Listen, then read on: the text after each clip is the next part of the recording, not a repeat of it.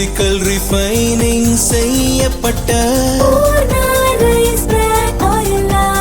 SKM Poorna rice brand oil. அணை கட்ட அனுமதிக்க கூடாது, முதல்வர் விஜய் கொண்டு வந்த தீர்மானத்துக்கு ஆதரவு அளிப்பதாக பழனிசாமி கூறியுள்ளார். பேரவைத் தலைவர்களே, பொன்மனச்சம்பல் புரட்சித் தலைவர் எம்ஜிஆர் அவர்களையும் இதயம் புரட்சித் தலைவி அம்மா அவர்களையும் வணங்கி நடைபெற்று முடிந்த சட்டமன்ற பொதுத் தேர்தலில் எடப்பாடி சட்டமன்ற தொகுதியில் போட்டியிட்ட எனக்கு தமிழகத்திலேயே அதிக வாக்கு வித்தியாசத்திலேயே வெற்றி பெற செய்த எடப்பாடி தொகுதி வாக்காளர் பெருமக்களுக்கு எனது நெஞ்ச நிறைந்த நன்றியினை அவர்கள் பாதங்களிலே சமர்ப்பித்து, மாண்புமிகு பேரவைத் தலைவர்களே, மாண்புமிகு முதலமைச்சர் தனி தீர்மானம் கொண்டு வந்திருக்கின்றார்கள். அதிலே அனைத்து இந்திய அண்ணா திராவிட முன்னேற்ற கழகத்தின் சார்பாக என்னுடைய கருத்துக்களை கூற விரும்புகின்றேன். கர்நாடக அரசு மேகதாதுவின் கோரிக்கை அணை கட்டுவது தொடர்பாக பல்வேறு காலகட்டங்களிலே அதை தடுத்து நிறுத்துவதற்கு அனைத்து இந்திய அண்ணா திராவிட முன்னேற்ற கழக அரசு பல்வேறு நடவடிக்கை எடுக்கப்பட்டது. கர்நாடக அரசு மேகதாது என்னும் இடத்தில் தன்னிச்சையாக காவிரி ஆற்றின் கோரிக்கையை அணை கட்ட முயற்சித்து தடுத்து நிறுத்தம் போட்டு மாண்புமிகு அம்மா அவர்கள் தமிழகத்துடைய முதலமைச்சராக இருந்த காலகட்டத்தில் 5/12/2014 அன்று தமிழ்நாடு சட்டப்பேரவையில் தீர்மானம் கொண்டாந்து நிறைவேற்றப்பட்டு மாண்பு உறுப்பினர்கள் அந்த விவாதத்திலே கலந்து கொண்டு பல்வேறு கருத்துக்களை அப்பொழுது தெரிவித்திருக்கின்றார்கள். அப்பொழுது கொண்டு வந்த தீர்மானத்தின் அடிப்படையில் மாண்புமிகு பாரத பிரதமர் அவர்களுக்கு மாண்புமிகு அம்மா அவர்கள் அனுப்பிய கடிதத்தை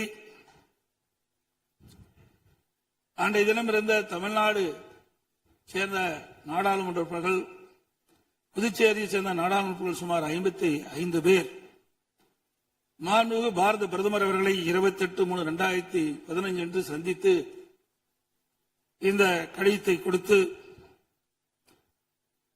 இதன் அடிப்படையில் நடவடிக்கை எடுக்க வேண்டும் என்று தெரிவித்தார்கள். அப்போது சம்பந்தப்பட்ட துறையிடம் தற்போதைய நிலை குறித்த அனைத்து விவரங்களையும் சேகரிக்க ஏற்கனவே அறிவுறுத்தியுள்ளதாகவும் இது குறித்து பரிசீலிப்பதாகவும் அன்றைய தினம் மாண்பு பாரத பிரதமர் நாடாளுமன்றத்திலே உறுதியளித்தார்கள். மேலும் மாண்பு அம்மா அவர்கள் தமிழகத்தில் முதலமைச்சர் இருந்த காலத்தில் 25/4/2015 அன்று மாண்பு பாரத பிரதமர்களை நேரிலே சந்தித்து மேகதாது திட்டத்தினை கர்நாடக அரசு செயல்படுத்தக்கூடாது என கர்நாடக அரசுக்கு அறிவுறுத்தும்படி கோரிக்கை விளக்க கடிதம் பிரதமருக்கு அளித்தார்கள். மாண்புமிகு அம்மா அவர்கள் முதலமைச்சர் இருந்த காலத்தில் மாண்புமிகு பாரத பிரதமரிடம் 7/8/2015 மற்றும் 14/6/2016 ஆகிய நாட்களில் நேரில் சந்தித்து மேகதாது திட்டத்தினை கர்நாடக அரசு செயல்படுத்த அனுமதிக்க கூடாது என்று வலியுறுத்தினார்கள். மாண்புமிகு புரட்சித் தலைவி அம்மா அவர்கள் மேகதாது அணை உட்பட காவிரி ஆற்றின் குறுக்கே கர்நாடக அரசு காவிரி நடுவர் மன்ற இறுதி ஆணையை மீறும் வகையிலும் தமிழ்நாடு அரசின் இசைவு பெறாமலும் எந்த ஒரு திட்டத்தையும் செயல்படுத்த உத்தேசிக்குமானால் தமிழ்நாட்டின் உரிமையை நிலைநாட்ட சட்டப்பூர்வமான அனைத்து நடவடிக்கைகளும் தமிழ்நாடு அரசு மேற்கொள்ளும் என 18/8/2016 அன்று இம்மாமன்றத்தில் 110 விதியின் கீழ் உறுதிபட தெரிவித்தார்கள். இதற்கிடையில் மாநில அரசுகள் தாக்கல் செய்த சிவில் வழக்குகள் விசாரணைக்கு உகந்ததா என்பது பற்றி உச்சநீதிமன்றத்தில் சம்பந்தப்பட்ட மாநிலங்கள் மத்திய அரசுடன் வாதிட்டன. 9/12/2016 அன்று உச்சநீதிமன்றம் அளித்த ஆணையில் இம்மனுக்கள் உச்சநீதிமன்றத்தின் விசாரணைக்கு உகந்தவை என தீர்ப்பளித்து அதன் பின்னர் ஜூலை 2017 முதல் செப்டம்பர் 2017 வரை இறுதிக்கட்ட வாதங்கள் உச்சநீதிமன்றத்தில் நடைபெற்றன.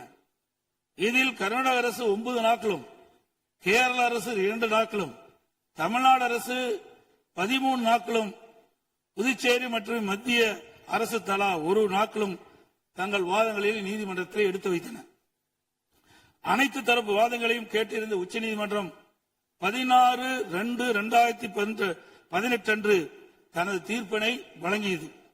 இத்தீர்ப்பின் முக்கிய அம்சங்கள் பின்வருமாறு: பன்மாநில நதிகள் தேசிய சொத்து, எந்த ஒரு மாநிலம் தனி உரிமை கோர இயலாது என்று நவம்பர் 1991 ஆண்டு உச்சநீதிமன்றத்தின் கருத்து இத்தீர்ப்பில் மீண்டும் உறுதி செய்யப்பட்டுள்ளது. 1892 மற்றும் 1924 ஆண்டிய ஒப்பந்தங்கள் செல்லத்தக்கதல்ல என்ற கர்நாடகின் வாதம் ஏற்றுக்கொள்ளப்படவில்லை. கர்நாடக அரசு தமிழ்நாட்டின் பாசன பரப்பான 24.708 லட்சம் ஏக்கர் என்பதை 21 லட்சம் ஏக்கர் என குறைக்க வேண்டும் என நடுவர் மன்றத்தின் முன் வாதிட்டது. இதனை காவிரி நடுவர் மன்றம் ஏற்றுக்கொள்ளாமல் தமிழ்நாட்டின் பாசன பரப்பு 24.708 லட்சம் ஏக்கர் என அதன் இறுதி தீர்ப்பில் குறிப்பிட்டுள்ளது. இதனை உச்சநீதிமன்றம் ஏற்றுக்கொண்டுள்ளது. உச்சநீதிமன்றம் தற்போது பிறப்பித்த ஆணைக்கு பாதகம் ஏதும் இல்லாமல் காவிரி நடுவர்மன்ற இறுதி ஆணைப்படி மாதாந்திர அடிப்படையில் 15 ஆண்டுகளுக்கு தமிழ்நாட்டிற்கு நீர் வழங்கப்பட வேண்டும் என்பது உறுதிப்படுத்தப்பட்டுள்ளது.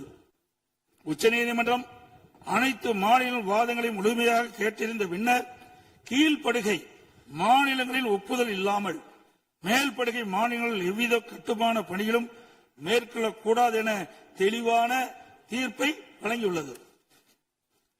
மேகதாது திட்டத்தை செயல்படுத்தக்கூடாது என்ற நமது நிலைப்பாட்டை உச்சநீதிமன்ற தீர்ப்புக்கு முன்னரும் பின்னரும் 25/2/2017, 27/2/2017, 4/9/2018, 8/10/2018 மற்றும் 2/11